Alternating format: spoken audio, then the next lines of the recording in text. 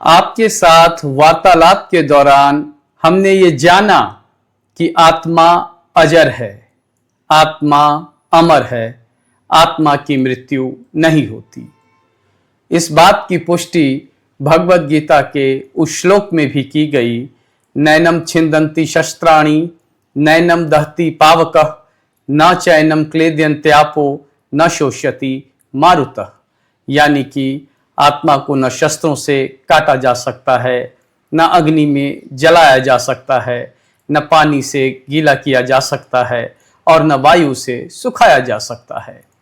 यानी कि जब हमारी मृत्यु होती है तो सिर्फ हमारा शरीर मरता है और आत्मा, जैसे इंसान पुराने वस्त्रों को त्याग कर नया वस्त्र धारण करता है, आत्मा ठीक उसी प्रकार पुराने शरीर को त्याग कर नए शरीर को धारण करती है।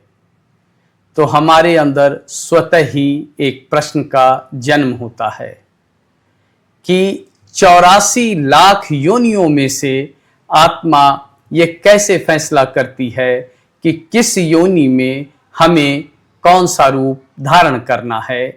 क्या आपके अंदर ये प्रश्न नहीं आता कि मृत्यु उपरांत आत्मा किस योनि में और किस शरीर में प्रवेश करेगी, ये फैसला कैसे किया जाता है? कि क्या हमारा अगला जन्म मानव के रूप में ही होगा या हमारा अगला जन्म पशु के रूप में होगा या कीड़े मकोड़ों के रूप में होगा? ये फैसला कैसे होता है?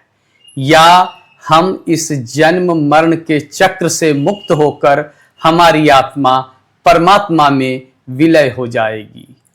इसी को तो मोक्ष कहा गया। फिर क्या नियम है ये? भगवत गीता में ऐसा लिखा गया कि आपका अगला जन्म किस योनि में होगा, ये फैसला आपके कर्मों के आधार पे होता है।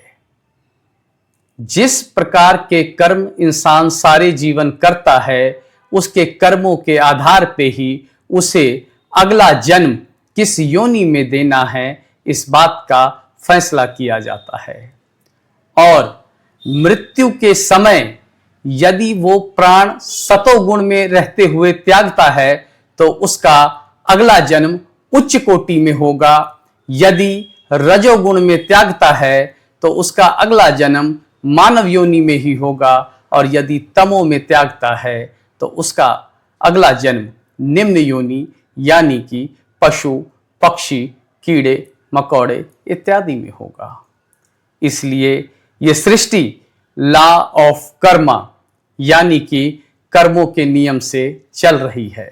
इसलिए हम जो भी कर्म करें भगवान को साक्षी मानते हुए, भगवान को समर्पित करते हुए करें, क्योंकि ये एक अटल सत्य है कि जो बोएगा वो पाएगा, तेरा किया आगे आएगा। जय श्री कृष्ण।